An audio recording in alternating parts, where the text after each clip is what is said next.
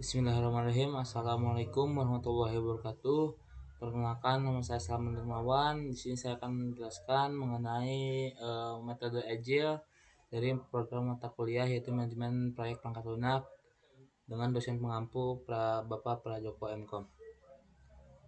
Yang pertama di sini ada mengenai definisi atau pengertian dengan uh, Agile Development Method adalah sekelompok metodologi pengembangan perangkat lunak yang didasarkan pada prinsip-prinsip yang sama atau pengembangan sistem jangka pendek yang memerlukan adaptasi cepat dari pengembang terhadap perubahan dalam bentuk apapun.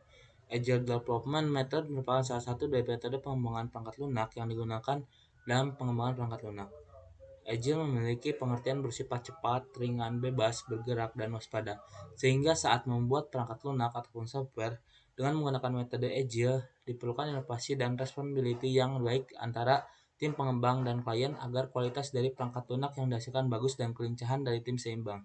Jadi dapat kita artikan bahwa metode Agile ini merupakan metode pengembangan proyek perangkat lunak yang dimana dengan metode Agile ini kita dapat melakukan secara cepat, ringan, dan bebas gitu. Jadi di sini juga membutuhkan kerjasama dari tim pengembangnya sendiri dan juga klien yang baik serta dari tim ini harus berkomitmen. Adapun sejarah dari Agile Method Development yang pertama pada tahun 1970, Dr. Winston Royce mempresentasikan makalah berjudul Mengelola Pengembangan Perangkat Lunak Sistem Besar yang mengkritik pembangunan berurutan.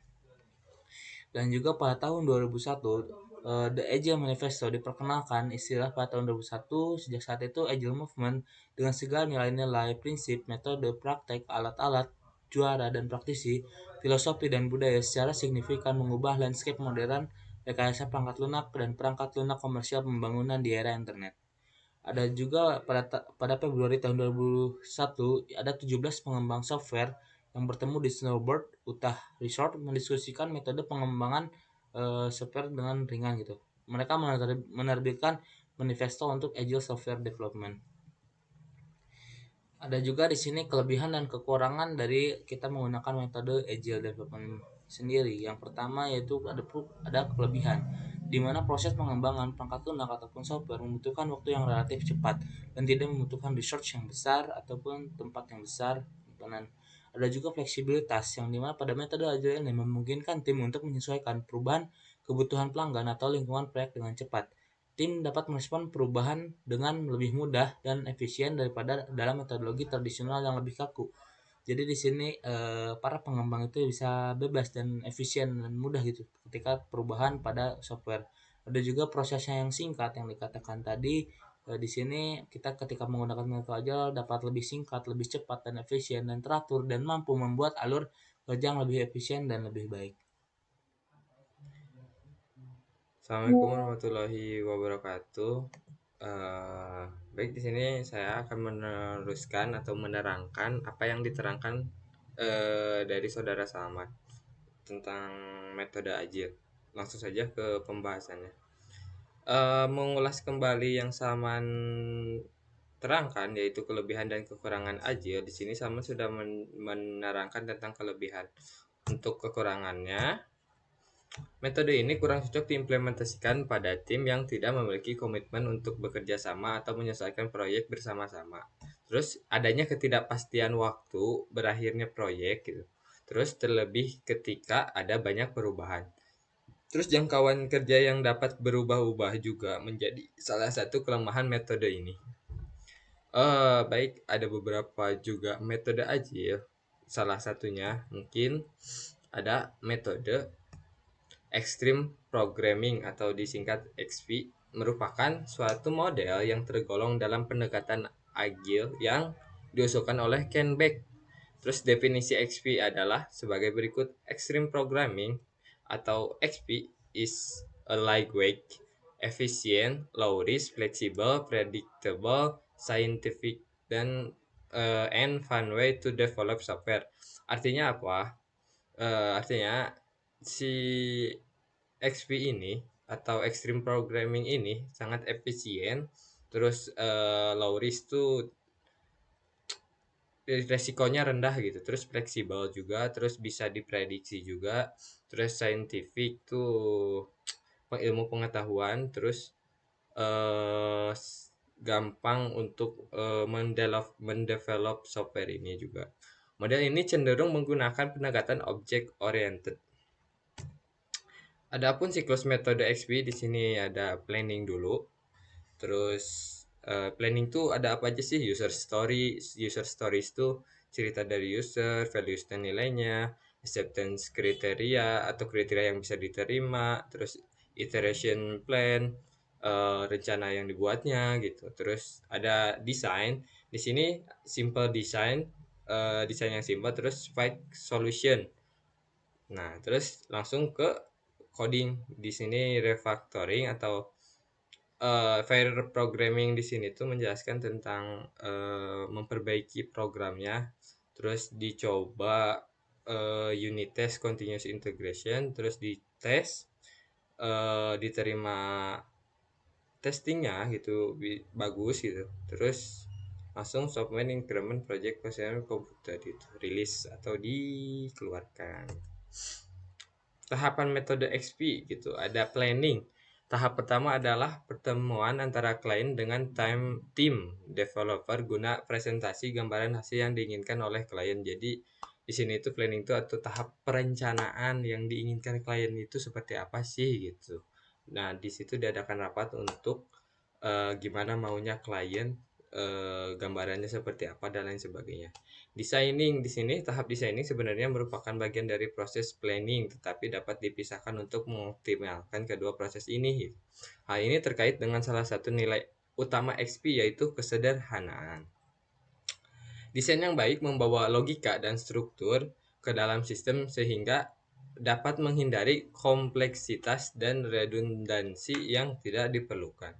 Terus coding atau tahapan ini merupakan fase di mana kode dibuat dengan menerapkan praktik-praktik ekstrim programming tertentu seperti standar pengkodean, pemrograman berpasangan, integrasi berkelanjutan, dan kepemilikan kode kolektif. Testing atau tahap percobaan. Fase testing adalah aktivitas rutin yang melibatkan pengujian unit dan pengujian penerimaan. Nah, terus listening itu komunikasi antara pelanggan dan manajer proyek dilakukan untuk menjelaskan logika bisnis nilai yang diharapkan. Nah, kelebihan dan kekurangannya apa aja sih? Kelebihannya efisiensi waktu dan biaya, waktu yang eh, ter apa ya, lebih lebih terefisien lah gitu. Terus minim resiko juga, terus sederhana, terus prosesnya transparan, jelas gitu dan dapat dipertanggungjawabkan gitu. Constant feedback, terus perangkat lunak yang berfungsi lebih cepat, terus kerja sama tim, teamwork ini kerja sama tim satu sama lain, terus meningkatkan kepuasan tim. Kekurangannya apa aja? Kurangnya dokumentasi, minim desain, dan tidak cocok dikerjakan secara remote. Mungkin segitu saja penjelasan dari saya. Selanjutnya akan dijelaskan oleh teman saya. Terima kasih. Assalamualaikum warahmatullahi wabarakatuh. Perkenalkan, nama saya Batul Lajuwardi. Di sini saya akan melanjutkan yang tadi. Selanjutnya, Adaptation Software Development atau bisa disingkat sebagai ASD. ASD adalah sebuah metode rekayasa pengembangan perangkat lunak yang ditargetkan untuk tim pengembang atau developer, di mana tingkat kompetisi bisnis menciptakan tekanan ekstrim pada tim pengembang untuk memperiskan proses pengiriman atau delivery produk. Selanjutnya ini adalah siklus metode ASD. Ya, yang ini speculation ke collaboration, lanjut ke learning, saling berputar. Speculation ini adaptive cycle planning, mission statement, project constraints, basic requirement, time-box release plan. Lanjut ke tahapan metode ASD. Nah, yang tadi yang Speculation. Speculation itu adalah aktivitas adaptive cycle planning, yaitu menggunakan informasi awal seperti misi dari klien, batasan proyek, dan kebutuhan dasar untuk definisikan rangkaian software instrument atau produk software yang secara berkala diserahkan. Selanjutnya yang tadi collaboration adalah aktivitas orang-orang yang bermotivasi tinggi, bekerja sama, saling melengkapi, rela membantu, kerja keras, terampil di bidangnya, dan komunikasikan masalah untuk hasilkan penyelesaian yang efektif. Selanjutnya yaitu learning. Learning adalah aktivitas tim pembangun sering merasa sudah tahu semua hal tentang proyek. Proses pembelajaran proyek ini bisa dilakukan 3 cara, yaitu sebagai berikut. Yang pertama, fokus group adalah klien dan pengguna memberi masukan terhadap software. Yang kedua, formal technical reviews adalah tim ASD lengkap melakukan review. Yang ketiga, postmortems adalah tim ASD melakukan introspeksi pada kinerja dan proses. Nah, lanjut di sini ada kekurangan dan kelebihan dari ASD tersebut. Kelebihannya yang pertama menambahkan produktivitas tim. Terus yang kedua menambahkan kualitas software. Yang ketiga menambahkan kepuasan klien. Yang keempat menghemat biaya. Yang kelima mengurangi resiko kegagalan implementasi software dari segi non teknis. Dan di sini ada kekurangannya. Yang pertama, metode ini tidak akan berjalan dengan baik jika komitmen tim tersebut kurang. Yang kedua, metode ini tidak cocok dengan skala tim yang lebih dari 20 orang. Yang ketiga, perkiraan waktu rilis dan harga perangkat lunak sulit ditentukan, tergantung dari kesulitan pengerjaannya. Baik, selanjutnya saya akan menjelaskan metode Scrum. Jadi metode Scrum ini merupakan metode pengembangan perangkat lunak yang digunakan dalam proses pengembangan yang bersifat iteratif dan inkremental. Metode pengembangan ini bersifat cepat, fleksibel, efektif, dan digunakan sebagai kerangka kerja yang dirancang untuk memberikan nilai kepada pelanggan selama pengembangan proyek.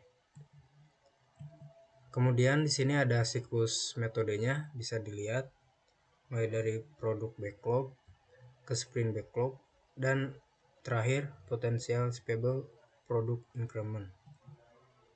Nah, untuk tahapan metode Scrum ada beberapa tahapan. Yang pertama yaitu aktivitas backlog, yang di dalamnya adalah daftar kebutuhan yang jadi prioritas klien. Daftar dapat bertambah. Kemudian yang kedua, aktivitas sprint, yaitu pekerjaan yang diperlukan untuk memenuhi kebutuhan yang ditetapkan dalam backlog sesuai dengan waktu yang ditetapkan dalam time box, biasanya 30 hari. Proses ini tidak ada penambahan. Kemudian yang ketiga, aktivitas Scrum meeting. Nah, dalam aktivitas Scrum meeting ini pertemuan 15 menit per hari untuk evaluasi apa yang sudah dikerjakan, kemudian hambatan dan juga target penyelesaiannya untuk bahan meeting selanjutnya. Kemudian yang terakhir ada aktivitas demo, yang dimana di sini penyerahan software increment klien didemonstrasikan dan dievaluasi oleh klien. Kemudian untuk kekurangan dan kelebihannya. Untuk kelebihannya, keperluan berubah dengan cepat, tim berukuran kecil sehingga melancarkan komunikasi, mengurangi biaya, memperdayakan satu sama lain. Pekerjaan terbagi-bagi sehingga dapat diselesaikan dengan cepat. Dokumentasi dan pengujian terus-menerus dilakukan setelah software dibangun. Proses Scrum mampu menyatakan bahwa produk selesai kapanpun diperlukan. Kemudian untuk kekurangannya, developer harus selalu siap dengan perubahan karena perubahan akan selalu diterima. Mungkin cukup sekian dari saya. Selanjutnya akan dijelaskan oleh rekan saya. Assalamualaikum warahmatullahi wabarakatuh. Saya Muhammad Abdul Ghifari akan menjelaskan tentang Agile Modeling, yaitu AIM. Agile Modeling adalah suatu metodologi yang praktis untuk dokumentasi pemodelan dan software. Agile Modeling adalah kumpulan nilai-nilai, prinsip, dan praktek-praktek untuk memodelkan software agar dapat diaplikasikan pada software development secara efektif. Untuk siklusnya, seperti yang bisa dilihat di gambar, memiliki yang pertama 2 garis sejajar dan juga memiliki anak ke bawah. Nilai dari metode AM yaitu communication model, meningkatkan komunikasi antara tim kita dengan stakeholder proyek kita sebanyak antara developer dan tim kita. Simplicity penting bahwa developer mengerti bahwa model mudah untuk sederhanakan baik software atau proses tindakan. Feedback can back mengatakan bahwa yang terbaik pada Extreme Programming Plan adalah suatu risiko dalam pekerjaan pemrograman. Feedback adalah pengobatannya. Dengan mengkomunikasikan ide melalui diagram, kita akan cepat mendapatkan feedback sehingga kita bisa melakukan saat itu. Dan juga ada courage dan humanity selebihnya. Dan kekurangan dan kelebihannya. Kekurangannya meningkatkan meningkatkan kepuasan kepada klien. Pembangunan sistem dibuat lebih cepat, mengurangi risiko kegagalan, implementasi software dari segi non-teknis. Jika pada saat pembangunan sistem terjadi kegagalan, kerugian dari segi materi relatif kecil. Nah, kekurangannya hanya satu, yaitu developer harus siap dengan perubahan, karena perubahan akan selalu diterima. Terima kasih, sekian dari saya. Assalamualaikum warahmatullahi wabarakatuh.